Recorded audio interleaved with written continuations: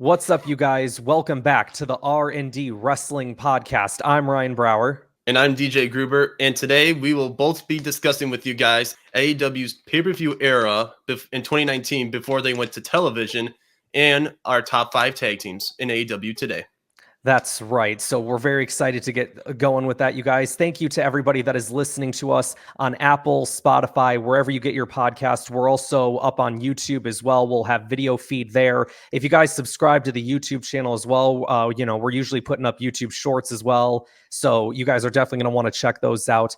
Before we get into our main topics today, as DJ just mentioned, we're going to go through, I guess, what I've now kind of dubbed like our little current events topic when it comes to like stuff that's kind of currently going on in the world of wrestling, whether it be WWE, AEW. So I'm going to hit DJ with a couple of topics. We're going to get his thoughts. I'll kind of give you my quick thoughts and we'll kind of go from there, right? So DJ, the first of which that I want to talk to you about is the Blackpool Combat Club storyline that is currently going on in AEW. Bryan Danielson, it appears, has either A, become a part-timer or might actually be retired. So kind of give me your thoughts on like what you've been thinking of this storyline so far and your thoughts on Bryan Danielson. Well, I like the storyline. I think it's been probably one of the best of the year so far. Do I think that Bryan Danielson is retired? Not necessarily. I think he's going to do, like any other legend would do, be a part-timer, because he is getting up there in age, and he has mentioned many times before, like how he wants to stop being a full-time wrestler. So that's what I think Bryan Danielson's doing. But otherwise, I think the BBC is probably one of the best factions in AEW so far, considering with how many factions they don't have going on at the moment. And I think that it's just going to keep going up from there, and who knows? Maybe Bryan Danielson comes back at the end of the year. You never know.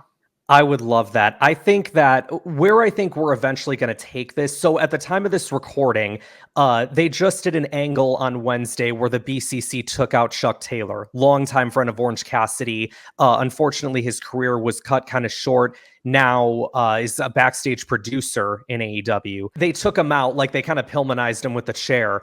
And Orange was like rushing to get in there to try and save him, but he was too late. And so Orange just had like this like look on his face because he's kind of been sitting there trying to avoid the fight with Blackpool Combat Club so far. But now I think this is going to be the thing that gets him in that fight. And I think that the main event of Full Gear, and we'll probably already know it by the time this goes out, but I think it's going to be Orange Cassidy versus Darby Allin for the World Championship. Or not Darby Allin versus Orange Cassidy, for the World Championship. Darby Allin, I think, is going to be the World's End match, and maybe that's where Darby finally wins the championship. We'll have to see. So moving on to the next topic of interest, Samantha Irving, a ring announcer for WWE, has apparently left the company. It doesn't sound like she's going anywhere else in terms of the wrestling industry. I think from all accounts, she wants to focus on her music career. At least that's kind of what I've gotten out of it. Who knows? Anything can happen. She could be in AEW by the time that this goes out. You never know. But yeah, let's hear your thoughts on that, DJ. Samantha Irving. I remember hearing about this, and I'm thinking, okay, she's going to AEW because we all know their latest signing that went there. Mm-hmm. It's well, number one, I didn't know that she was a singer. Is she? Yeah, that's actually like music is her main passion. I thought wrestling was, but I clearly haven't looked into this, so I'll let you take it from there. Okay, yeah, no. So, of course, the WWE extremists, which is what I've dubbed the fan base, that WWE is the only thing that's allowed to exist, and no other wrestling is allowed to exist, and every other wrestling sucks. And for those people that just like WWE, that are like cool with other wrestling being out there, like those are the people I don't have any problem with. But these WWE extremists, man, they did not take too kindly to Samantha Irvin leaving. They, for whatever reason, man, like just immediately just went after Ricochet. Like, come on, man. Like, bro. Come on, guys. Yeah, it's like, all right, at the end of the day, man, it's like, who are you to judge what someone else does with their life? Like, as long as they're not like committing any crimes or doing, you know what I'm saying? It's like, yeah, Samantha Irving, she wants to pursue other things. Like, what's wrong with that? Well, It doesn't matter if it's like if someone was leaving WWE. We talked about this last time with the Lucha Brothers. Did we like that the Lucha Brothers were leaving WWE or leaving no, AEW for WWE? No, we didn't like it. But are not we at all. happy? Are we happy for them in the fact that they're going to pursue something that they seem excited about? Yeah, absolutely. Well, one thing that some people, especially in the pro wrestling industry, it's, they make business decisions at the end of the day, and Mm-hmm. Samantha Irving's clearly making a business decision. And what annoys me about being a fan of pro wrestling is, how no one can respect each other, like NFL Yeah, or, baseball and basketball fans, because, they can understand a person leaving, for, business, another family, and all team. that. Yeah, yeah. But, if someone, leaves WWE or goes to AEW or vice It's versa, the end of the world. it's like, oh my gosh, like, oh, okay, I hate you now. Like, Yeah, guys, we're all come on. human. We're all human beings at the end of the day. It's not a big deal. Yeah, I know.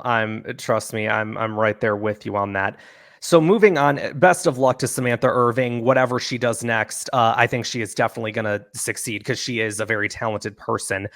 Moving on to our next topic of discussion, sticking over with the WWE, something positive for the WWE, the Motor City Machine Guns. At the time of this recording, we are on week 2 of their run in the WWE, and they are already the tag team champions. We were all kind of sitting there saying, like, okay, what are they going to do with these guys when they go over there? What's going to happen? And they're already the tag team champions, so good for them. Uh, I'm gonna be a little biased here, and I'm not gonna lie. I'm really frustrated that they didn't come to AEW because Sure. I think they could have had 5-star matches with the Young Bucks and picked up on that rivalry from All Out. That one Mm-hmm. pay-per-view they were on with Jay Lethal. Mm-hmm. But I mean, good for them, I guess, that they got the titles, and good for Yeah. them that they found some place where they can, be happy and be successful. But I'm really bummed, man. I really wanted them to come to AEW. I'm not gonna I lie am about too. that. No, I'm definitely in the same boat with you, dude. I'm definitely bummed out about it, but like I'm not gonna go on Twitter and attack them for going over to WWE. You know what I'm saying? Like I ain't gonna be Yeah, like that. But I'm yeah, not gonna man. do that. No, and I know you won't either. But yeah, man, the fact that it was actually kind of cool. Like I know, like in the match itself, there were a lot of like outside interference and stuff. So it's kind of like, okay, I would kind of like them to win the titles clean, but if they're going to be involved with anything, like the fact that they had a hand in the bloodline story right now, which is like the most over thing in the company, the fact that they got to be like a part of that, I think is like one of the biggest things that they could have done in WWE, to be all honest with you. So we'll have to see. Who knows? For all we know, in like 2-3 weeks time, they could just drop the titles again and be doing nothing. But for the moment, they seem to be doing pretty well for themselves. One thing that concerns me about Motor City Machine Guns is because WWE is not a tag team specialty. They are not known for their tag teams. And Motor City Machine Guns are a good tag team. I just worried, that they're going to be like, second fiddles, if you know what I mean. Like Sure. they're not going to be the stars that we all know they can be. Not like when they were dominating TNA and all that stuff. Like, Right. I'm just very concerned that they're gonna go back to the old ways, and make them not the star tag team that we all know they can be. But It's you definitely know, possible. they're already tag team champs, and who knows? Maybe they actually have a good storyline for once, and actually have good title defenses. Who knows? I've got one more topic of discussion for you today before we move on, and that is because I don't think we talked about this last time, but AEW is going over to Max. Very, very exciting. Yep. Oh man, when we found out this news, man, you and I were like, yes, sir, yes, sir. Please give us some more info on that. Yeah, so AEW, for all intent and purposes, they're going to be moving all of their content onto Max. That like includes Dynamite, includes Collision, it includes their pay-per-view library. All of their pay-per-views are going to be streaming on Max for a discounted price. That doesn't mean that if you buy a Max subscription, you automatically get the pay-per-views. They still have their pay-per-view model. And it's actually really smart because one of the things I've been hearing a lot of people talk about, and it's very, very true. Once you leave the pay-per-view model, like WWE has done, it's hard. It's almost impossible to go back to because you've conditioned your audience to not have to pay X amount of money for a show. So AEW is trying to hold out and keep their pay-per-view model to make as much money off of that for as long as they can. And that includes with this Max deal. You will, I don't know like any official prices at this point of like how much pay-per-views are going to cost, how much the discount is going to be. But I am so, as a wrestling fan, as an AEW fan, I am so relieved that they have the Max deal. If nothing else for this podcast, because now I have full access to the AEW library. We can just go back and watch any Dynamite episode and just pull it up for the sake of this podcast whenever we need to. I am beyond excited.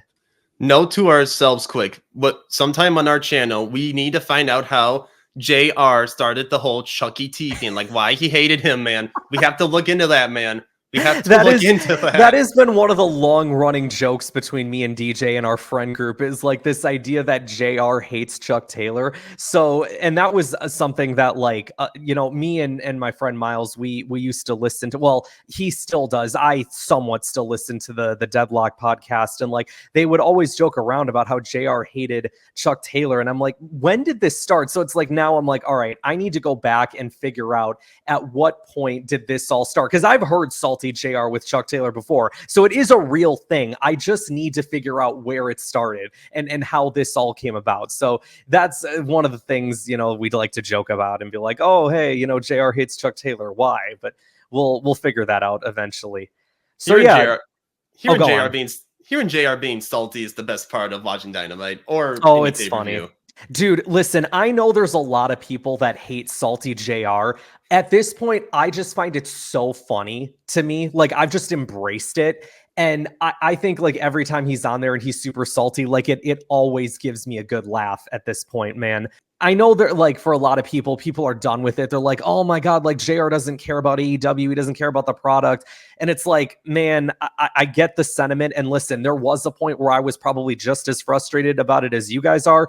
I've gone from being angry about it to thinking that it's the funniest thing. So yeah, that's kind of where my head is at. It's so weird not hearing him on Dynamite today that I don't take his saltiness for granted. I really don't. Oh yeah, don't take the saltiness for granted, man, because one day it's not going to be there anymore, like permanently, and it's going to be really sad. And then all of a sudden, we're just going to have, all these other guys try to fill in his role, but no one can replace the great JR, man. No, absolutely not. I think with that, you ready to move into like our first big topic of discussion here today? Always, man. So let's talk, you guys, about AEW's pay-per-view era. This is kind of what I've liked to dub it as the first 4 months of AEW. It was just like 4 shows that they did before they went to like weekly TV starting in like September or October. There was Double or Nothing, Fyter Fest, Fight for the Fallen, and All Out. And this was like the true like origin. I know we like to say that All In was the origins of AEW, but this was like their initial first shows as a company, like under the AEW banner. This was it right here before they went to TV and started AEW Dynamite. So today we're going to kind of tackle these 4 shows a little bit. We're not going to go like deep into every single match because we'd be here all day, but we kind of want to talk like, in depth about 1 or 2 matches per show, maybe 3, and kind of give us like our overall thoughts on it. So I'm going to run down the card real quick from this Double or Nothing show in 2019, from May 25th at the MGM Grand Arena, AEW's first official show. The card went as follows, and this is for the main show, by the way, not the pre-show as well, just the main card. SCU versus Strong Hearts, which consisted of SCU, Christopher Daniels, Frankie Kazarian, and Scorpio Sky, taking on Strong Hearts, which consisted of Sima, El Lindemann, and T-Hawk. Then there was a 4-way between Britt Baker, Kylie Ray, Nyla Rose, and Awesome Kong. It was initially a triple threat until Brandy came out and was like, actually, this is now a 4-way, but it's not me in the match, it's this person. And Awesome Kong came out. Then had Angelo and Jack Evans versus Best Friends. Looking at some of these matches right now, man, like if you look at AEW back then and look at it now, like how did we get here? You know what I'm saying? I get what you mean. Like I'm trying to think it through, like right now, like, we had this good card back in 2019. Yeah. And then not saying that the roster isn't bad today, but I'm just like, where did time go? Like, what happened to our Yeah. roster? Yeah, it's like it became a completely different roster over time, man. Continuing on with this card, we then had a women's trios match between Aja Kong, Emi Sakura, and Yuka Sakazaki versus Hikaru Shida, Riho, and Ryo Mizunami. Then there was Cody versus Dustin Rhodes, match we're definitely going to talk about. Young Bucks defending the AAA tag team championships against the Lucha Brothers. It was the only title match on this card. And in the main event, you had Chris Jericho versus Kenny Omega. So, DJ, I will leave it up to you. What do you want to start out with? Well, first off, I'd like to point out, hard to believe that we only had one title match on this whole card. Because the AEW titles weren't a thing yet. They were going to crown world champion at All Out. That was what these kind of shows were starting to build up. So on the pre-show, you had a battle royal, like the first ever casino battle royal. And initially, the initial thing that was supposed to happen is Pac was going to fight Hangman at Double or Nothing. And the winner of that match versus the winner of Jericho and Omega were going to face each other at All Out in the main event for the world championship. I forget what happened with Pac, but something happened where he wasn't going to end up being on the card for Double or Nothing. I can't remember if it was of his own doing or if it was like Visa stuff. I think it might have been of his own doing because he also was like the Dragon, or he was the Dragon Gate champion at the time or something like that. And I know there was also like that, him being the champion there, like they didn't want him to lose. I don't remember the full story there, but either way, Pac wasn't able to be on that card. So they did a battle royal on the pre-show, and that was going to determine the first number one contender for that belt. And Hangman won that battle royal. And then in the main event, of course, you had Jericho and Omega, and that kind of solved that. Enough of that ramble there. Continue on. That was awesome. So, anyways, I'm gonna talk about our one title match for this card: Lucha Bros versus the Young Bucks. Let me just say, these two teams, hands down, represented tag team wrestling in a different way that I probably haven't seen it before. Like, you see these two teams, and you're just thinking to yourself, "Okay, I'm gonna get a 5-star match here," and that's what happens. Like, right from the get-go too, like we're getting these super kicks, we're getting all these like high flying moves, and like even Ray Phoenix was on the top rope doing his little thing, whatever, his acrobatic moves, whatever, when he like kicks someone, and I'm just like, who are these guys? I've never seen anyone like it before. And from that moment, I fell in love with the Lucha Bros, man. Like, seriously, Penta doing his Cerro Miedo thing, like, man, I just fell in love with that team so many ways. It was awesome.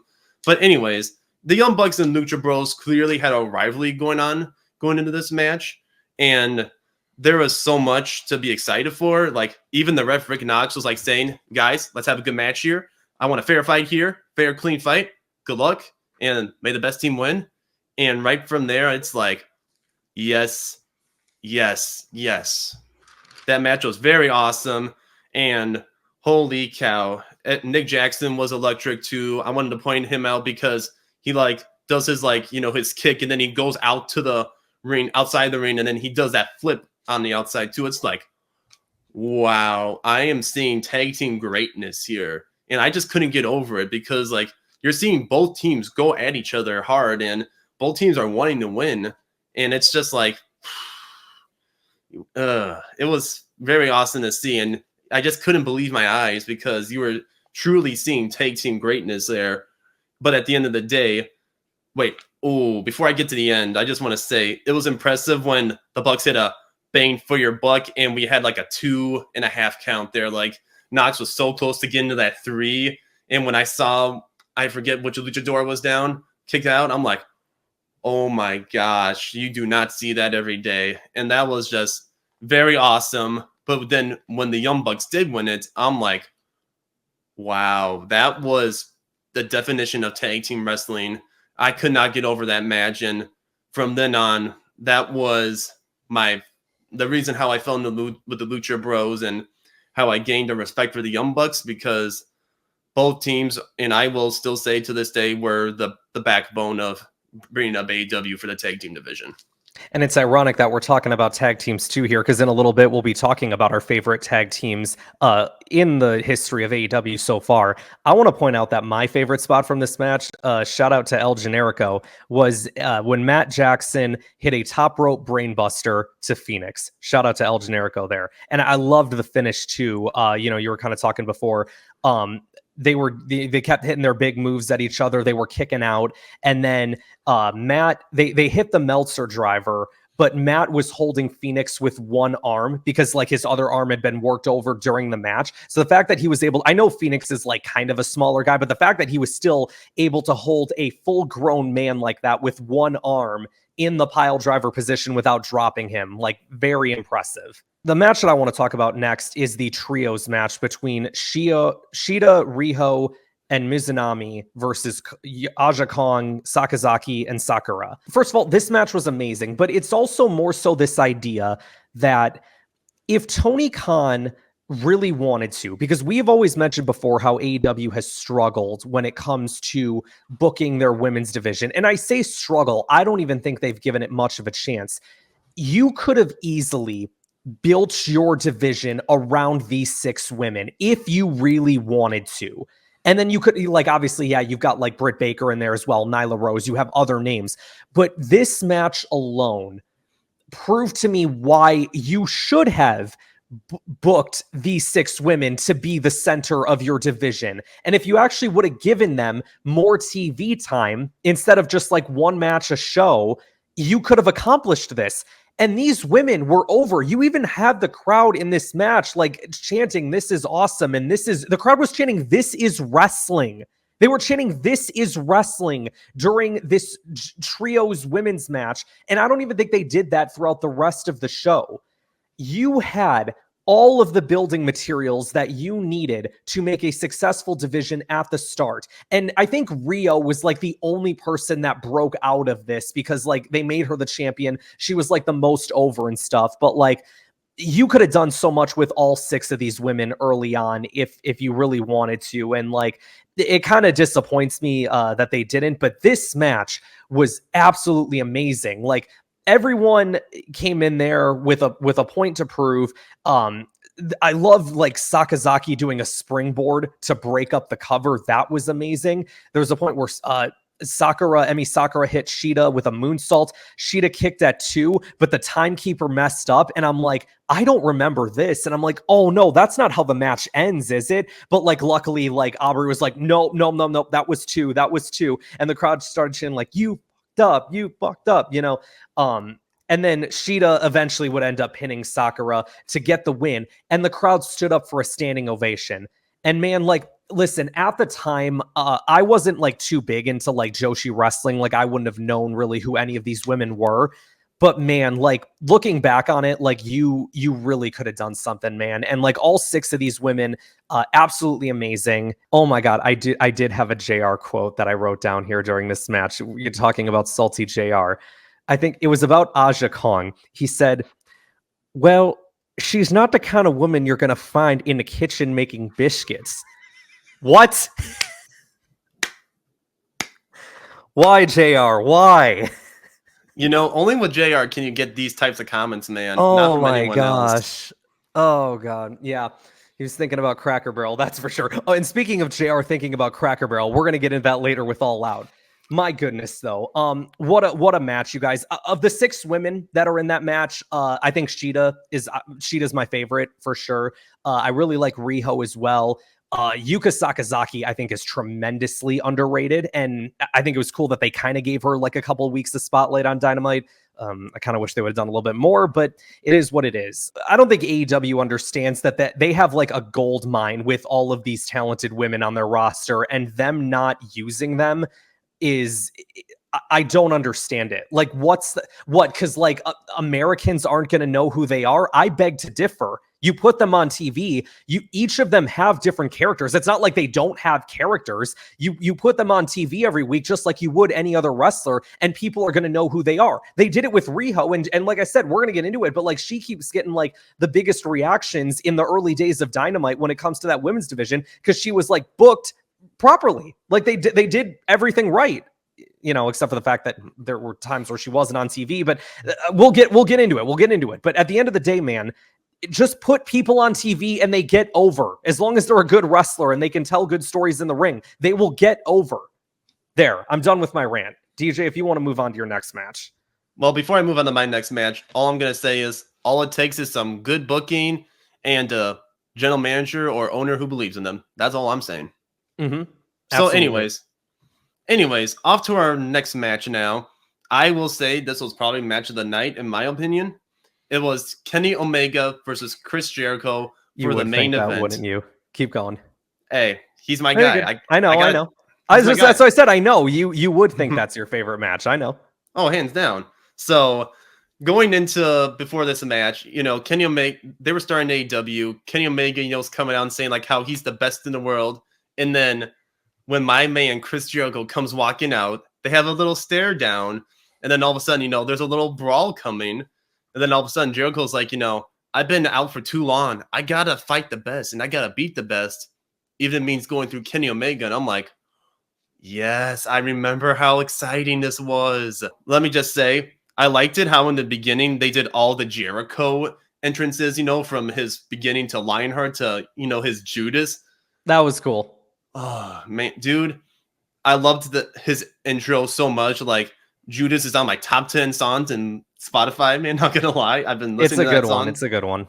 So much. Like, when he just comes out the Judas, like, even when we attend AEW events, like, when that song plays, you just gotta go up and sing, man. Like, it's that type of song. Can I just add real quickly as well? I would also like to point out that I was singing Judas and listening to Judas before it was cool to listen to Judas. Because I remember at that first press conference that they did for AEW, Jericho came out to that song. And I'm like, what is this song? And I'm like, is that Jericho singing that? Is that his band? And so I looked into it and it was. And I'm like, oh, this is actually a really good song. So like, and I would just like listen to it on loop after loop. I'm like, this is actually really good. So then like when people started singing it, I'm like, all right, I'm glad people are finally singing it and getting into it, but like also I was kind of doing it before it was cool. Just saying. So, we get the startup, we get the classic stare down, we get the, the holds, the chops, your classic little startup, but then, when Jericho hits the wall of Jericho and Kenny, it's like, oh crap, is this going to end early? But then he, gets out of the ring desperately. And then all of a sudden, both are like going at each other. And I think it was like 10-15 minutes into the match that both were busted open already. Like there's already blood coming out. I did write this down in my notes. Jericho, holy cow, that man looked like he found the fountain of youth, man. Like he's doing all these springboards, the flips. Seriously, that man looks like he didn't even get old. Like he looked really good in that match. Like there's a reason why Jericho's the top guy on my list. And like from his intros to his like gimmicks to even fighting in the ring to back up his talk, like there's a reason why Chris Jericho is one of the best today. And this match proved it with him and Kenny going back at it. And, Kenny Omega doing all these dives to like diving and hurting Jericho's arm with a table, I think it was. Yeah. Omega at one point goes through the table, I think. Yep. And I was about to go into that too. Sorry. All good. We're teamwork here. And then Kenny got dropped on the table by Jericho. I'm just like, wow, this is something you don't see every day in pro wrestling. Like, seriously, someone going through a table, both guys busted open, like, that is what you want to see in pro wrestling. Like, with that pay-per-view and that match, AEW just got up to a whole nother level. And to me, both tested how far they could go. And at the end of the day, Jericho wins. And let me just say that was pretty awesome. And then all of a sudden, he demands a mic at the end of the day, and he's like, give me a thank you. And, the crowd boos. And do you know where I'm heading, man? You know where I'm headed? They start cheering as well, like before they cut to him. So they like Jericho thinks like, oh, it's all for me. It's all for me. Good job, guys. Thank you, everybody. But it's not for him. It's for Jon Moxley. And let me just say, both of us were like screaming like little girls on Christmas, man. Like that was our dream come true right there. We have all these legends in the ring and they're in the same company. Like, not gonna lie, when you showed me that pay-per-view, I'm like, yep. This is my new show now. this is my new show. I have to start watching this now. When are they getting on TV? Because after that pay-per-view, AEW, baby. That's all I'm saying. Yeah, it absolutely incredible. To be honest, I really don't have much to say about the Kenny Jericho match from that show. I personally like their New Japan match better than this one. This one was fine. It was what it was. But like that final bit of the show where, formerly Dean Ambrose, now Jon Moxley, makes his way to AEW. Like we knew that Moxley was going to be leaving WWE because like he was just like so fed up with them and he didn't want to be there anymore. You could tell, like, because I was still watching WWE in like sort of the final days that he was there, and I just kind of knew, like, all right, it feels like obviously, Moxley is a great, professional. He's a great worker. Like he's not gonna go in there and like not do his job, but you could kind of just tell that something was off. And you just kind of knew, like, all right, this guy just doesn't seem like he's as into it anymore as he used to be. The moment that this guy walks into AEW and he hits Jericho with the dirty deeds, now known as the paradigm shift, I could just feel this new found side of him that was like excited again. And like when he took out the ref too, and he's just sitting in the ring going crazy, like there was a new freshness to this guy, a newfound passion and vigoration for pro wrestling that I am so happy that he got back. One of the things that Jericho said early on when it came to like him wanting to join AEW is you need like three things when it comes to making a successful company. You need money, which they had in Tony Khan and the Khan family. You need a television deal, which they got with TNT. Then you also need, I think he said like 6 to 8 main event talent guys. So, all right, let's think about that. You had Jericho, you had Cody, you had Kenny Omega. I would argue the Young Bucks. The Young Bucks, you could put them in a main event tag team match. I totally buy them as the main event. That's 5 guys right there. Mm-hmm. Moxley's your 6. That's your 6th man. So like this company, even without Moxley there, I was like all in on like this company like going forward, and like not necessarily like just because Chris Jericho said these things, that's why I think this company's gonna be successful. No, but like with the talent that they had, with how good this show was and everybody that they were bringing in, I'm like, you know what? This is something different. This is something exciting. I'm totally here for this. When Moxley showed up, I'm like, okay, here we go. Now I do feel like we have everything we need for this company to succeed. We have a proper number of guys that can be in that main event spot. We've got young guys that we can build into that role, like a Hangman Page, like a Darby Allin, like a Jungle Boy. And we have like, the great tag teams. We have great women's wrestlers. We have everything we need to make this a successful company. And after that show, man, I was so freaking pumped. Double or Nothing was the start of my love and passion for AEW, like hands down. And real quickly, if I can just talk about the Cody and Dustin match, I don't have to go too deep into it, but like that match, there was no reason for that match to be as good as it was. Like, holy crap. Not at all. They were bleeding like crazy, the both of them. And like at one point they're like rubbing their own blood on each other and stuff. Like it's crazy stuff. And the final bit of the match where like Cody ends up winning. And first of all, as well, Dustin Rhodes, I don't think anybody expected Dustin Rhodes to like be that good in there with it. Because like people thought like, okay, Dustin Rhodes, like he's probably on his way to retirement or whatever. Fast forward to now and the dude's still going strong. But like at the time even, we were all thinking like, okay, this might be like his last match. This might be it. And after the match, when Cody wins, he sits there and he looks like he's about to start taking off his wrestling boots. And I'm like, oh, no, this is it. This is it for him, isn't it? And Cody goes back in there. And he's like, no, you don't get to retire. You don't get to do that right now. He's like, I need a favor from you. At Fight for the Fallen, I need a tag team partner to face the Young Bucks. I don't need a partner. I don't need a friend. I need my older brother. And Cody just starts getting emotional while talking. And I find myself getting emotional while this is going on. And it was kind of one of those things watching it where, once again, for those who don't know, I was like, WWE had me tapped out of pro wrestling, man. Like, I was done. For the longest time, man, for several years, I was doing it out of like, this is what I do every week as I sit down and watch wrestling. But I was miserable doing it. I hated it. I hated my intelligence being insulted every week. I hated seeing guys that I wanted pushed not being in the spot that they should have been. And I was like, I'm done with this. Maybe I just hate wrestling. And once I start getting introduced to like all the AEW stuff, I'm like, no, actually, I do still like pro wrestling. And this moment proved why I still like pro wrestling, man. Like, I got freaking emotional watching this. I still like pro wrestling. It's just the other guy, the senile old man who doesn't know crap about it, that's insulting my intelligence every week. But when you have the right people in place to give us wrestling that the fans want, like a true alternative to what the Fed is doing, it's perfect. And it proved, again, I still do enjoy pro wrestling. It just comes to show you like how pro wrestling can make an impact on us in a big way. It's just a matter of, trying to find the right show and content for yourself. Mm-hmm. Yeah, absolutely. Absolutely.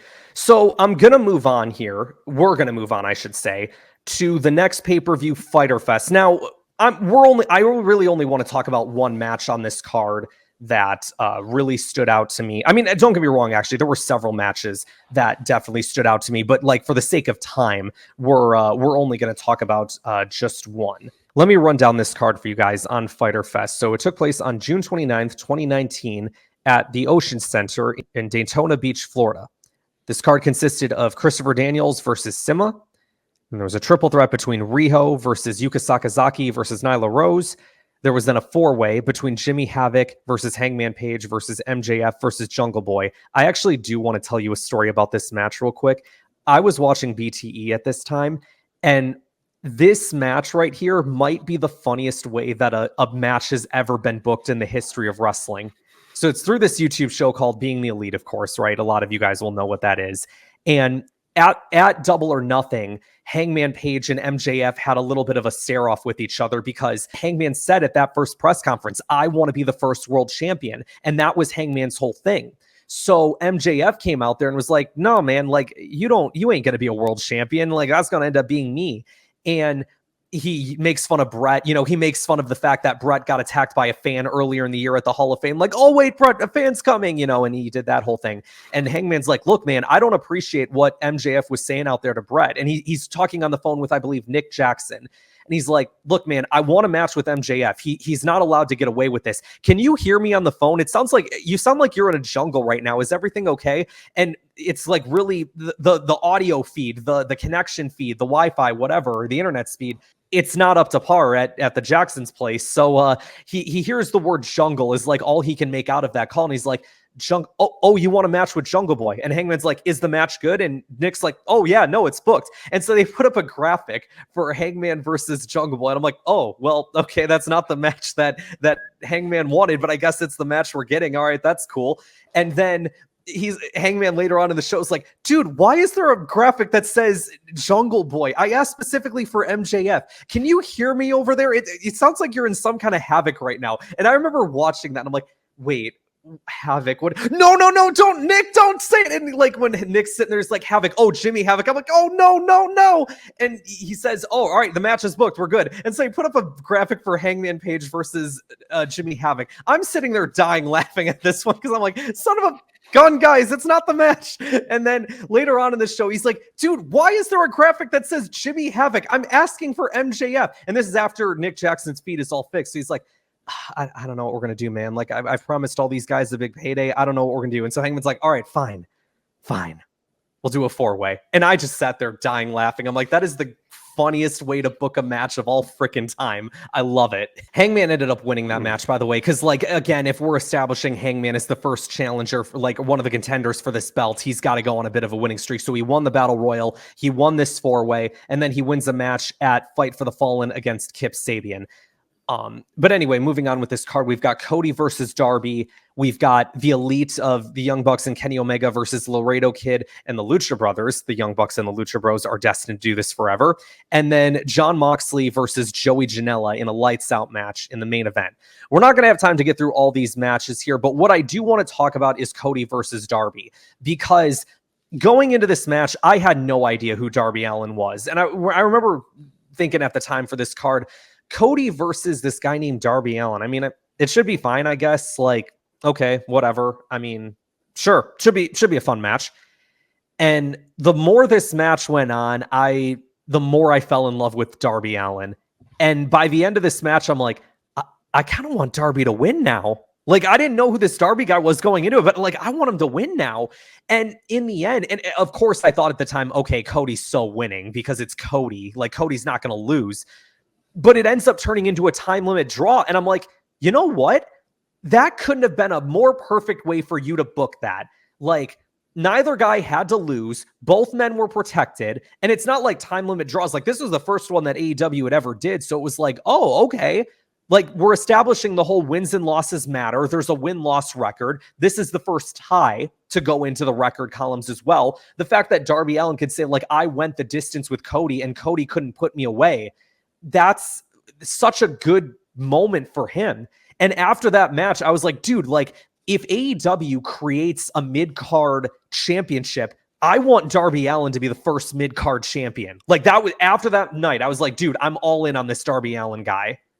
Darby Allin, man, I can't say enough about him. He was so awesome in the early days of AEW. Like, oh man, Darby Allin's he's one of the four pillars, you know, as they say in AEW. He is one of the pillars. Yeah, I don't think that name was put in there for nothing. He has been one of the go-to guys in this company for the longest time, and I cannot wait to see. I hope he really does become world champion at some point. The dude freaking deserves it. It's only a matter of time before he climbs Mount Everest, man. That too. The dude's a maniac. Moving on to Fight for the Fallen. This took place 2 weeks after Fyter Fest on July 13th at Daly's Place. Daly's Place is going to become a very, very crucial place in the history of AEW, especially when we get to the pandemic. 2020. Yeah, man. Daly's Place, such an iconic place for AEW. There were 6 matches, on this card. You had MJF, Sammy Guevara, and Shawn Spears, who at the last pay-per-view at that show where Cody fought Darby, Shawn Spears came in there and smacked Cody with a chair that was supposed to be gimmicked. It wasn't, and Cody was bleeding viciously. I don't know if that's the right word, but you get my point. And they took on the team of Darby Allin, Jimmy Havoc, and Joey Janela. Very, very interesting there, because like the 3 will then end up becoming opponents at the next pay-per-view. Then had Angelico and Jack Evans versus Jungle Boy and Luchasaurus versus the Dark Order, proving that they have a great depth when it comes to this tag team division. Hangman Page versus Kip Sabian. I think you could have done Hangman. I think the roles should have been reversed. Like, do Hangman and Kip at the last pay-per-view and then do the 4-way at this one. I know like MJF then wouldn't have been a part of the trios match, but like, I don't know. Like, I don't think that Hangman Page beating Kip Sabian before a world title match is anything impressive. If anything, it just gives Hangman Page a win, which I guess does something. It's better than nothing, but I don't know. I think the roles could have been reversed there if you were really intent on doing that match. You then had the Lucha Brothers versus SCU. Kenny Omega took on Sima. Man, Sima was actually, I'm actually realizing here, was actually a crucial part in that pay-per-view era. I don't think we see much of him after it, but man, he was in there with SCU for 2 of the shows, and now he's in there with Kenny Omega mixing it up. Very, very cool. And then in the main event, you had Cody and Dustin, the Rhodes Brothers, versus the Young Bucks. And that's kind of the match real quickly that I want to touch on, because what an incredible match, man, that I think proved that, first of all, tag team wrestling in AEW could be the main event, just like the Young Bucks said that it would. It also goes to show you, man, that like, and we can even talk about this too as we get into All Out, but like AEW is going to have all the essential parts that they need for an essential tag team division. The one that DJ has always praised as the best tag team division in the world. And this was also a match, like at the end of it, I was ready to get emotional when the Bucks got on the mic. Unfortunately, it kind of got cut off because their show was running low on time and they still had to present a check for the victims of gun violence. That was like one of the reasons why this show existed, is they wanted to donate money to the victims of gun violence. They had raised $150,000 towards it, which is very, very cool. At the end, like, you had Kenny coming out there, Brandy, Jungle Boy, Luchasaurus, Shad Khan was out there. And like Cody, one of the big things that Cody said there was like, you can counter program me, you can counter program the Bucks or Kenny, but you cannot counter program AEW. You cannot counter program the passion that is All Elite Wrestling. And that comes off the back of them announcing their TV deal, announcing that they're going on Wednesdays, and all of a sudden NXT just magically decides that they're going to run on the same day at the same time. Because remember, they don't see them as competition. I'm obviously being sarcastic.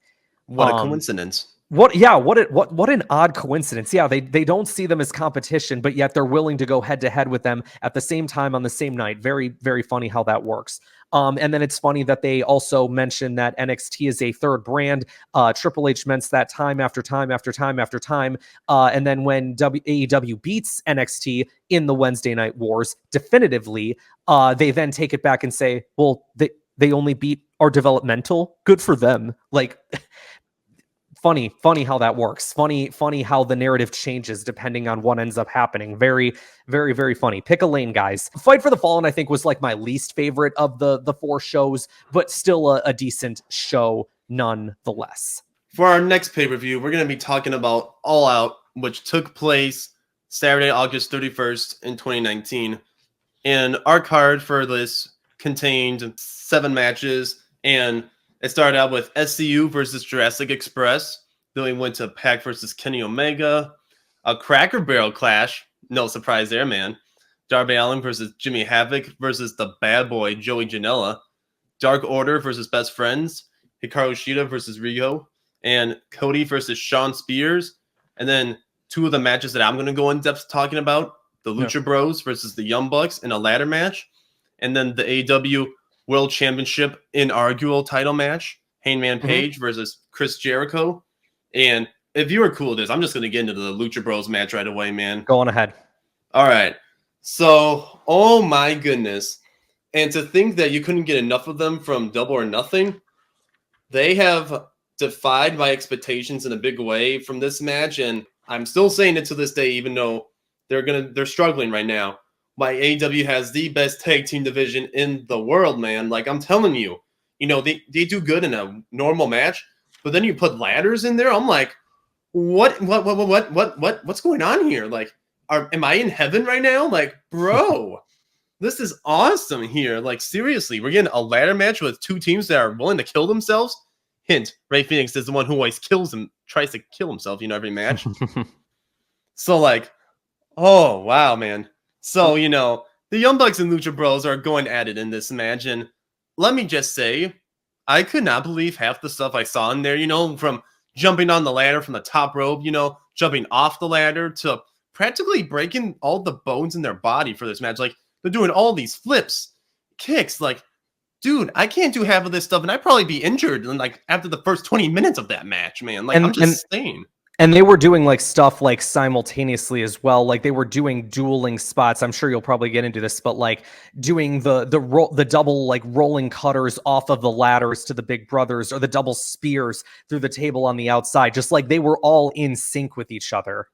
Like, it's insane with the chemistry that both these teams have, because you can tell, like, from any spots, like, they knew what they were doing and knew how to do it. Like, I could watch them fight all day, every day, man. Like, I don't care. Give me the Lucha Bros and Young Bucks.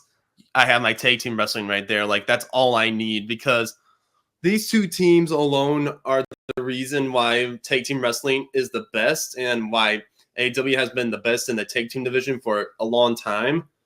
And I will say, I was pretty happy to see the Lucha Bros win this at the end of the day. But I will say, I was kind of scared for Rey Fenix, because I swear, man, anytime there's a Young Bucks versus Lucha Bros in an extreme match, is it just me, man, or does Rey Fenix look like he's gonna kill himself every time he does a huge flip? I know, man. He does this all the time where like he'll just do these insane dives and I'm like, oh my gosh. And then like, oh my gosh, thank goodness he's okay. Like seriously, man, like when they say zero miedo, no fear, they have no fear. Like they were willing to put their bodies and lives on the line for that match. That was just impressive tag team wrestling, and I can't say it enough. AEW has the best tag team division. And I think this was for the AAA Tag Team Championships as well, once again, which I think the Lucha Brothers, I think, won back somewhere in between Double or Nothing and All Out, because I feel like I remember them saying that Lucha Bros were the champions. And then by the end of the match, I feel like I remember Justin Roberts saying, and still. So there must have been, I think they had like 6 or 8, like somewhere between 6 to 8 matches that year. So there must have been somewhere in between there at like one of the other shows that they would have won those titles back. Yeah, Lucha Bros were champs going into that match. Yeah, they were. Do you want to know what JR compared this match to? Please do. I can't get JR, enough of him. I wrote this quote down. So JR, he looks at Golden Boy, who Golden Boy was like one of the commentators on like these first couple shows. JR says, the crowd is eating this up. It's like good barbecue sauce, Golden Boy. You can't get enough of it. JR compared a tag team ladder match to barbecue sauce. You could tell where his mind was at. And if you go back to the Cracker Barrel match, all he could talk about was Cracker Barrel. And like when he brought out the biscuits, he's like, oh, those are softest biscuits in the world. You knew where his mind was at. Dude, I don't know if we'll ever get to do this, but it would be awesome just to talk with JR and just hear him how he like talked about half of those things, man. Like it would just be awesome to hear his point of view, man. Like it would be awesome. Dude, I'd be like trying not to like die laughing there and stuff. I'd look like a complete idiot, but like it would be hard. In all seriousness, though, like JR is one of the greatest commentators of all time. Like I know we sit here and like joke around about like, you know, how funny his commentary is now. He is genuinely very good at what he does, especially like you go back to like the Attitude Era stuff with like Austin and Triple H and all them. Like he had like some great calls during that time, as like any commentator would. I think we could tag team this match too, because you're probably gonna have some opinion on this too. But wait. Can we talk about the post-match angle that happened after this match first? Yes, let's get to about that who. Yeah, so after the match, after the Lucha Bros win, they don't have time to celebrate because 2 masked men attack them, and they remove their masks, and it's Santana and Ortiz. And at this point, I'm like, okay. Matt and Nick Jackson say that they want to make tag team wrestling the best in the world. You've got 3 main event tag teams in the ring with you right now between the Young Bucks, the Lucha Bros, LAX, as they were known as in TNA at the time. I'm like, that's your main event scene right there. And you've got all these other teams around you with depth that you've got like Jungle Boy and Luchasaurus. You've got the Dark Order, you've got Angelico and Jack Evans, you've got Best Friends, you've got Private Party. If you really wanted to, you could make Cody and Dustin a tag team again and have them in the tag team division as well. There was a reason why everybody was saying like, oh my God, the tag team division in AEW is the best. It was because of like the teams that they had in there and what they were trying to build at that time. It was insane, man. Seeing them come out, and I was just like, oh man, we are gonna look very good going into television, man. Like it is gonna be one heck of a first episode. And not long after this, Kenny Omega and Hangman Page become a tag team as well. Like they were cooking on all cylinders, man, in that tag division. Like seriously, Tony Khan, kudos to you, man. Like seriously, you could do that. Was insane. It's kind of not hard to make the best tag team division in the world when the other company didn't give a crap about tag team wrestling unless it was NXT. So yeah, no, just saying. Oh, totally agree with you there. Totally agree. So anyways, off to the next match here for the first AEW World Championship, Hangman Page versus Chris Jericho. And let me just say, what a match, man. Like, what a match here. Like, seriously, Hangman's angle, saying how he wants to be the first champ. And then, you got Chris Jericho, coming in, being like, I have unfinished business and all that, obviously. Like, you could not have a better first match for the title for AEW, honestly. Like, this was a very good match overall. All the angles were good. Hangman and Jericho were going really good back and forth. Like, It was Hangman proved insane. why he deserved to be in that spot, because going into this match, like 75% of the crowd was going for Jericho, 25 was going for Hangman, I felt like.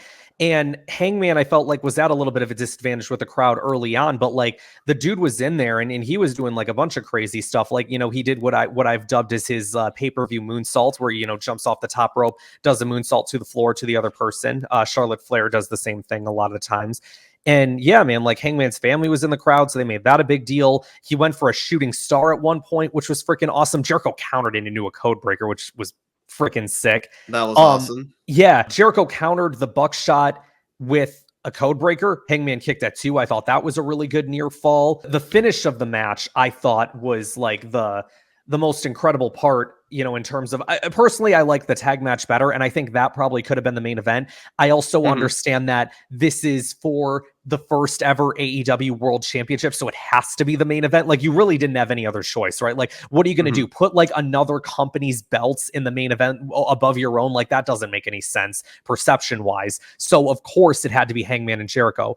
But yeah, man, like Hangman hit the Deadeye. Jericho kicked out at 2 point. It was like the closest 2.9 to 9 to 9 to 9 count on that show. Like watching some of these matches, I'm just like, are these refs blind? Because like seriously, the amount of 299 counts, man, it's like, what are you doing? Can you count faster or something? Like it was amazing to watch.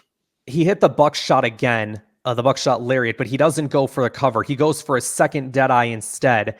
And then Jericho ends up backsliding it into the Judas effect. And he took a little bit of extra time before getting into cover. This is like a Triple H technique, which is you hit your finisher and then you take a couple extra seconds to get into the pinfall, but because you're winning the match, so it like protects your finish even more. So that's what Jericho did there. It was like Judas effect, sat there for about 5 seconds, then crawled into the cover and then pinned Hangman and won and became the first ever AEW World Champion. They say no one kicks out of the Judas effect. And no one did. Kenny Omega didn't do it. Hangman Page didn't do it. They're really putting this move over, man, as like a death move, for Chris Jericho, like that simple spinning back elbow. But yeah, man, this we talked about it in the first episode, but Jericho was essential to the start of AEW. And as much as I was sitting there rooting for Hangman, because like I was there for his story and I wanted to see him win the world title, I completely understand the optics of putting the championship on Chris Jericho with him being a recognizable name. Was very crucial at the time to give him the championship going into television. Another thing as well from this card, if I can just real quickly talk about it, Kenny Omega was supposed to fight Jon Moxley. He instead ended up fighting Pac because I think Mox ended up getting hurt or he might have been sick or something. I can't remember. Let me see if I have it written down in my notes somewhere. Mox had a staph infection. That's what it was. So he couldn't be at the pay-per-view. This was also the show where a little bit of the bubbly meme started, because like they did like a post-show thing afterward and Jericho's just walking around with the title being like, I demand a thank you and everything. Like, I'm the reason AEW is here, blah, blah, blah, blah, blah. And he goes into his room and there's like this bottle of champagne and he goes, oh, little bit of the bubbly. Oh, I remember what I was about to say too. Like, for those of you who are wondering why I love Jericho so much, this is the reason why I like Jericho so much. And if you watch the first episode again, you will understand why I put Jericho number 1 on my top guys list. That's all I'm saying. That's all I wanted to say. Yeah. Still, that's why. For sure. I get what you're saying there. Do you know, now that I'm thinking about it, you said you didn't watch Dynamite this Wednesday. So that I'm now thinking about it means you don't know what Jericho did on the show. No, it's been a busy week for me, so I'm going to have to pick up the slack after this. Chris Jericho just once again became the Ring of Honor World Champion. He's now a 9-time world champion, is Chris Jericho. Okay. And I got so frustrated watching it. I hated it so much. You would have loved it, and that's why I was like, I laughed because I thought of you. But like, oh my, I hated it. I love Jericho as a champion, don't get me wrong, but I miss his inner circle, when he was a champion, back when AEW first started. Like, I miss the inner circle. I'm not going to lie. I miss his inner circle, leading away with Judas and all that. So you, it sounds like you care more about like early days Chris Jericho and AEW, perhaps more so than current day Jericho. I'm not going to lie, man. Like, I love the learning tree gimmick today, but if they're just going to make him an ROH champion, then why should I be invested in that because it's not Mhm. like ROH is you Yeah. know It's not not like they're doing much right now. Yeah, like man, I'm trying to be they need to nice. figure it out. Well, yeah, I mean, they Ugh. just need to figure out what they're doing with Ring of Honor because for the longest time, Ring of Honor hasn't meant anything. And that's really unfortunate because, like, I go back to Athena having, like, the longest reigning Ring of Honor women's title reign of all time. It's like this historic reign. I wish I would have seen it, but at the same Mhm. time, I feel like they haven't given me, like, the company hasn't given me a reason to tune in. Like, you can't find it on TV. I'm not paying for Honor Club, sorry, but no. I've already got AEW, like, I'm good there. Like, I don't know. I think they need to figure out, like, they need to give the show a purpose and find a way to get more people invested in it. I'll be honest with you, like I wouldn't mind seeing Jericho go after the TNT title against Jack Perry right now. Like that is how much I want to see Jericho be on, going after a major title. Like not saying that the ROH title is a major title, but I miss seeing him as AEW World Champion. I'm not gonna lie. I I I don't miss think his learning Jericho tree ever stuff needs to too. hold the AEW championship ever again. And I don't think he should hold any AEW championship ever again, in my opinion. I think the FTW title was good enough for what they were doing, but that's just my personal opinion. I know we're gonna, obviously have disagreements about Jericho there. And one of these days, like I said, we'll do a Debate. podcast about it. We'll do a debate about it for sure. That's gonna be Um, a fun day. yeah, man, for sure, for sure. Do you want to get into our lists for today, like our top 5 lists? Yes, and I was about to ask you too. Are we gonna do what we've been doing, 5-1, or you want to change it up and go 1-5? I say we keep doing what we're doing. If it ain't broke, don't fix it. You know what I'm saying? Good point. You Do you want to want to take this? start? Oh, I You can take start. you Sure. take this one. Okay. Yeah. So at my number 5, we're doing a top 5 list this time, to just kind of like shorten things up a little bit. We'll kind of see how this goes, and we'll kind of play this new strategy out by ear. Play it by ear, I should say. But for my number 5 for the best tag team in AEW, I got to go with Jurassic Express, Jungle Boy, and Luchasaurus. I said before, I kind of alluded to it a little bit before, but I thought that they were like the most over tag team on the face of the planet at the time, specifically Luchasaurus when AEW had first started. And I think that they should have been the initial tag champs. I think that they had all the momentum behind them.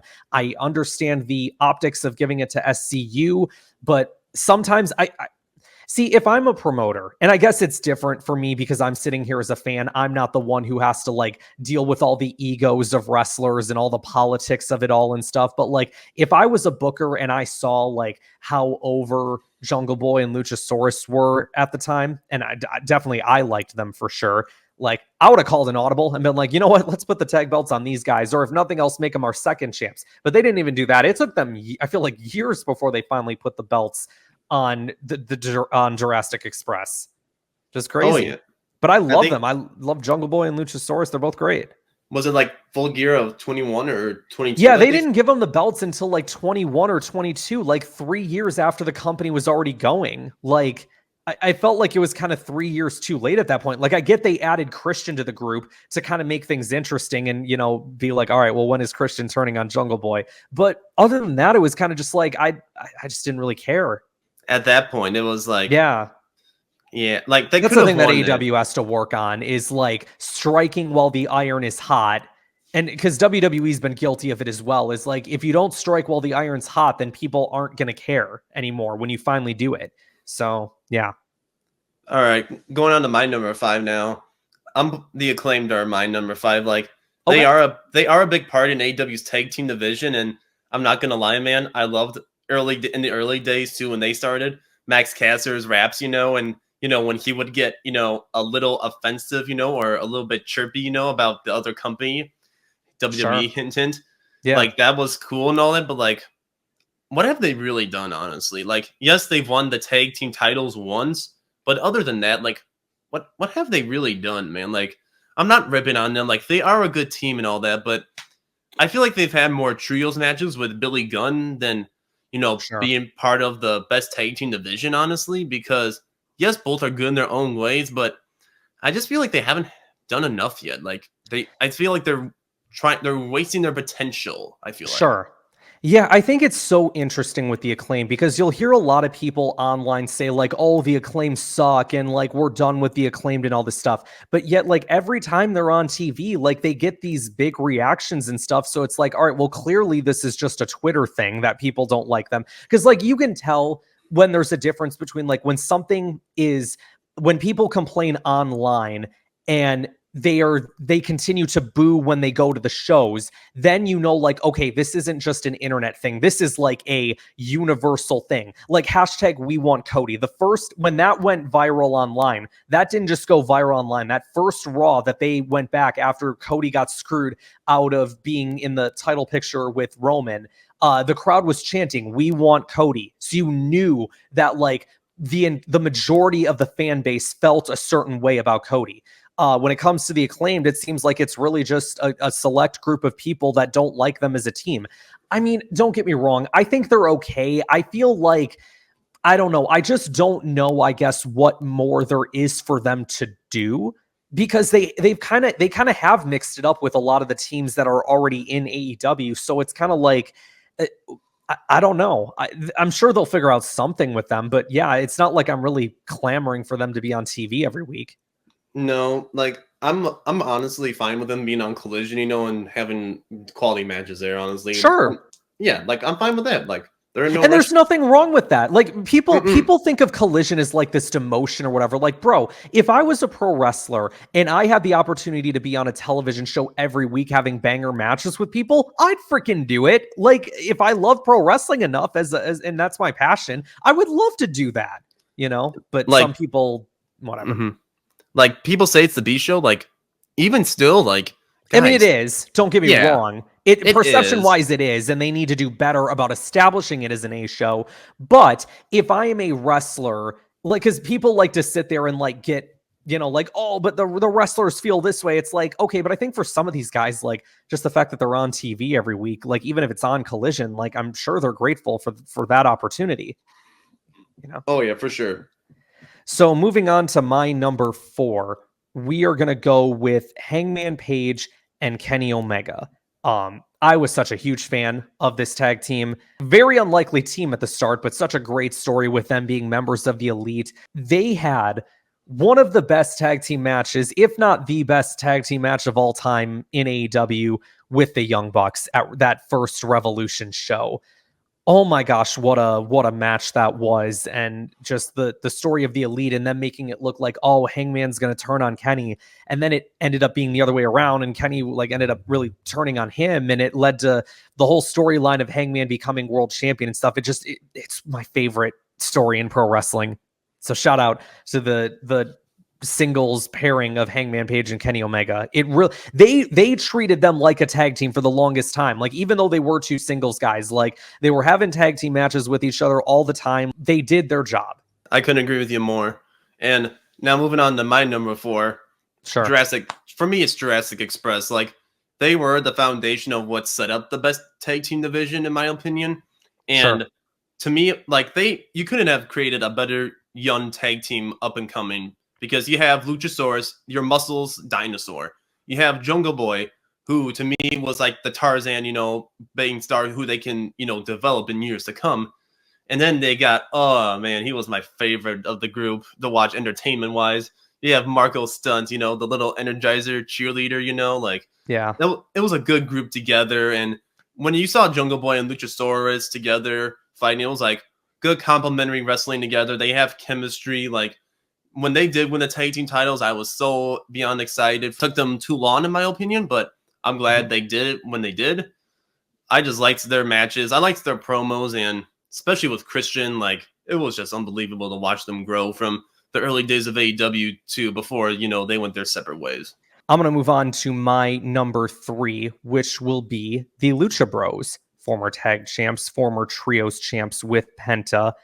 These guys are such an exciting team to watch wrestle, and I feel like we kind of talked about it as we were talking about some of those early pay-per-views before, how great the Lucha Brothers are. The matches that they had with the Bucks early on, man, you love to see it. And even the cage match that they had with them where they finally won the tag titles, like that might have been like my favorite match of their, like that they've ever had with them. I know that people don't like the best of 7 series. I know I'm in the minority on this, but I loved it. And unfortunately, because people didn't go on. Well, all I'm saying is that best of 7 series was the best thing to happen to both teams. Okay, I'm glad that you were in agreement on that because it feels like everybody else that I know that like has watched it didn't like it.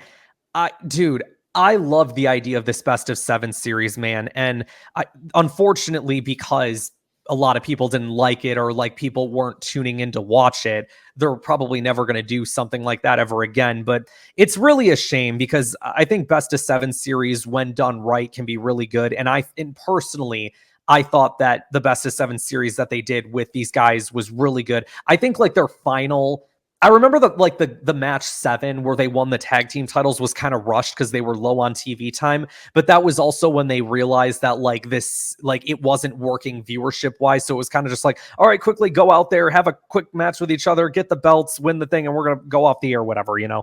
But I loved it. I really really loved it. It's one of my favorite things that the Bucks and the Lucha Bros have ever done in AEW, in my opinion. Totally agree with you there.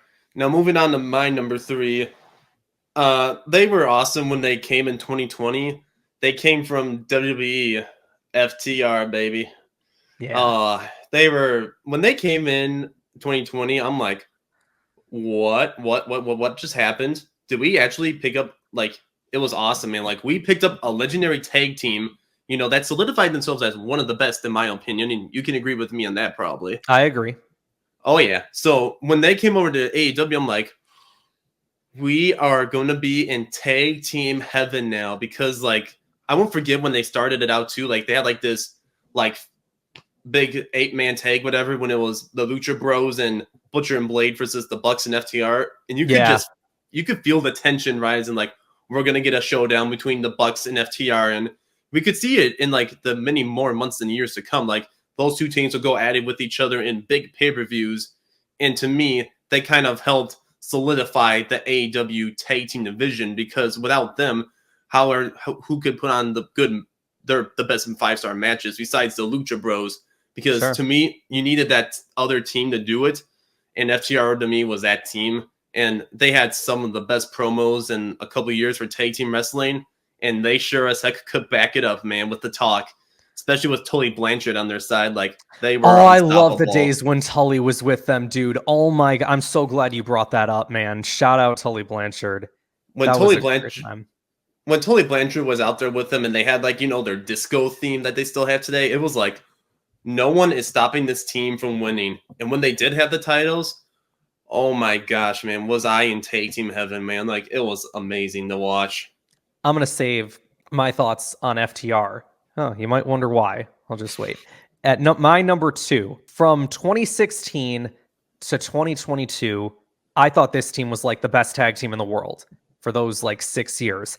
And that's the Young Bucks, 3-time AEW tag team champions at this point. Admittedly, I haven't been a fan of their more recent run, but those like first couple of reigns that they had and like the run that they were having, like, obviously having the match where they challenged Kenny and Hangman earlier in the year. They failed to win the titles then, but they would go on to beat FTR later in the year in a match that I really enjoyed.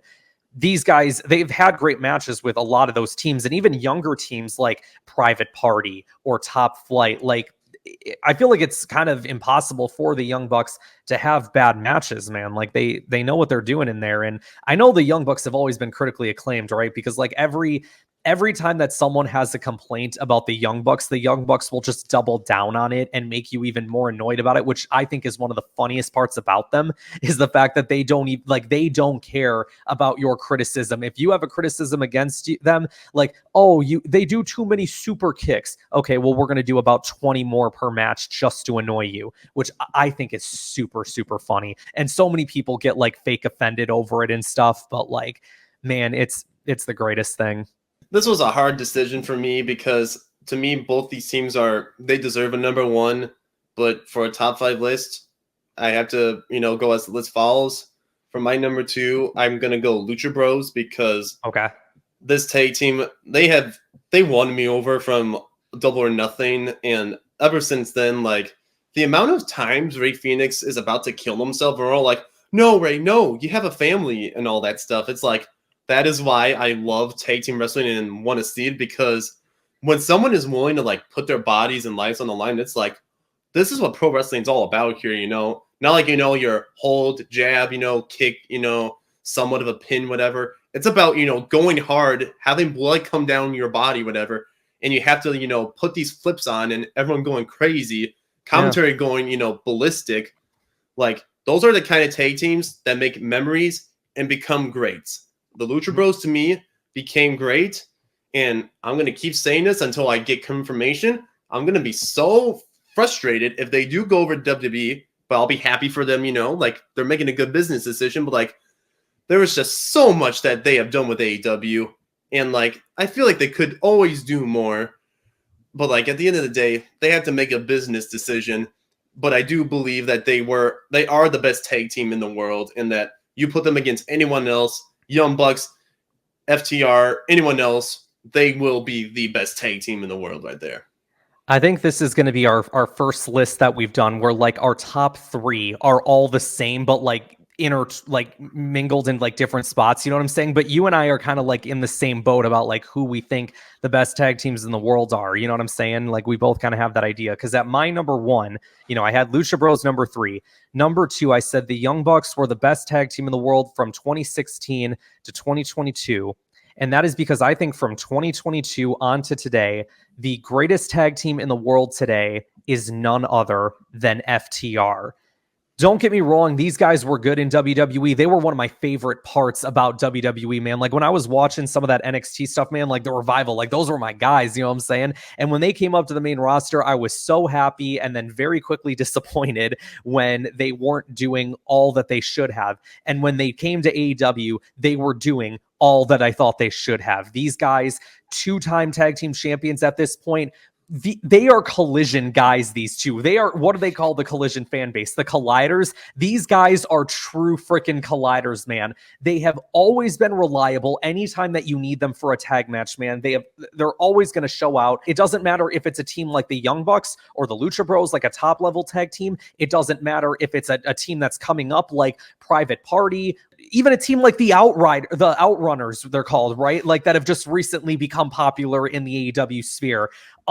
They will work with anybody and have great matches. So no complaints there, man. I truly do believe that they are the best tag team in the world. In 2022, I don't know if you remember this, DJ, they held 3 different sets of tag team championships. It was the AAA tag titles, the Ring of Honor titles, and the New Japan tag titles. They held all 3 of them at the same time in 1 year. Oh, I remember that. My gosh. That was the most dominant run I've seen in a long time. And to just think they got wasted for a minute. Yeah, when they were at the other place, for sure. I would have loved it if they would have won the tag team titles in AEW too. Just win 4 sets of tag team titles. I was ready for it, man. I'm like, these guys are the freaking best, man. And look, I will even say this at this point, man. Like, I know FTR, I think, are getting out of a position now where they're getting ready to retire pretty soon. I don't even think I need to see them win the tag team titles again. That's not what I want out of. If they do win the tag team titles, don't get me wrong, I'm going to be very excited about it because I love these guys. But I think that's not what I need their last run to be. I think what they're doing right now, just working with other tag teams to help try and get them over. FTR will still win some matches, they'll win some, they'll lose some, but just being in there with all these different tag teams to help try and elevate them, I think is the best thing that FTR can do at this point for the sake of this tag team division. And believe me, it desperately needs it. I know we've talked about how AEW has the best tag team division in the world. I would say that over this past year, the tag team division has been poorly booked, and it is shown. And they are like, since All Out, they are desperately trying to get some of these teams up in the title picture and stuff. They're doing it with Private Party. They're doing it with the Outrunners right now, having them work with FTR. They are trying to get teams in place back to like establishing why this is such a great tag team division. So FTR, if they continue to do what they're doing for the rest of their career, if they win the tag team titles, man, don't get me wrong, I'm gonna be very excited, and I think they do deserve one final run. But if they don't, I'm not gonna cry over spilt milk about it. Totally agree with you there. And I will say though, one thing that we can take good away from their run in WWE was their OG theme song, man. Like that theme song was pretty good. Yes, I love their dude. Shout out to, I think it was like, what is it, CFO Money that made their song. They were Yeah, such a great group that made a lot of great themes at that time. Oh my gosh, man, I love that theme as well. it was Shouts out for amazing. sure. Yeah, So for my number one, I mean, it's gonna be no surprise, but I put the Young Bucks at number one fair because pick. to me, they were the reasons why AEW started and why they were and why this company is here today. And like you can't take away what they've done in the early days, like from starting AEW to having all these matches and being the guys who were the backbone of this company too. Like, when they were getting criticisms and all that, like what you were mentioning earlier, like they would double down and be like, okay, we'll give you more of it. Like also, if you read their book, I recommend you do. It's a very good book. Like, even if you read their book too, like they were the one of the reasons why tag team wrestling is the way it is today, because like these are two brothers who are passionate about wrestling, and you saw it on TV. Like these two guys just love to fight, they love to entertain people, and you could put them as a face or a heel. You're gonna get a stellar Young Bucks either way, because those two know how to put on a good promo. They know how to make a good intro, like the super kick party, man. I'm telling you, man, they know Yeah. how to do it there. Even though I will say, like, it's a little sloppy right now, even them as EVPs, you gotta admit, they're still doing a decent job. Like, they're still being the bosses, they're still being the great heels, but No, I definitely like them as heels, but I don't think that this run personally has been that good. Like, I was so ready for Private Party to win the tag team titles, and honestly, they actually might be tag team champions by the time that this goes out. But this like latest tag run that they've done, I don't think has been the greatest. And part of it maybe just has to do with they're not always on TV, and the Elite storyline hasn't gone to the depths that I was hoping that it would. Maybe that will change at some point, but I don't know. We'll have to see. I will say though, for the OG Young Bucks, when Kenny Omega became world champion, that was the OG Young Bucks too, because I think they were heels at the same time Kenny was champ. Yeah, Like they were. that was a Yeah, that time was to a be good a run. Bucks. Mm-hmm. That was the time to be a Bucks fan, honestly. Like, I still love the Bucks, and I love everything that they've done. It's just like this latest run, I admit I have not been that big of a fan of. Sorry, yeah, I know I interrupted you. you're good, and I'm agreeing with you too. Like, yes, this run is a little sloppy, but even still, like you can see some of the work they're putting in, and like how they're good either way, and like For sure. how and they're the reason why AEW's tag team division is the success it is today, and that's why they are my number one. No, definitely. I think the positives of the Young Bucks far outweigh the negatives. So no, I definitely, Young Bucks being at your number one, man, I definitely respect that for sure. So with that, you guys, that is going to wrap us up for today's podcast. Thank you everybody for checking us out, for listening, tuning in. Next time, you guys, we're gonna do a special episode. We're gonna do a little bit of a different episode the next time that we do a podcast here. We're gonna do a tribute episode to Brody Lee. The time that we put that podcast out, it will be within the month that he passed away in 2020. So we thought, you know what, let's do an episode honoring him and talking about some of his best moments, whether it be from AEW, from WWE. We'll talk about his career, his life. And it's just a little something that I kind of want to do to sort of, I guess, my way as a wrestling fan to honor him. So hopefully you guys are excited for that. I think it's going to be a fun time. We're going to have a lot of great discussion. So yeah, thank you once again, everybody, for listening to us. Be sure to check us out wherever you listen to your podcasts. Make sure to subscribe to our YouTube channel, and we'll see you guys next time.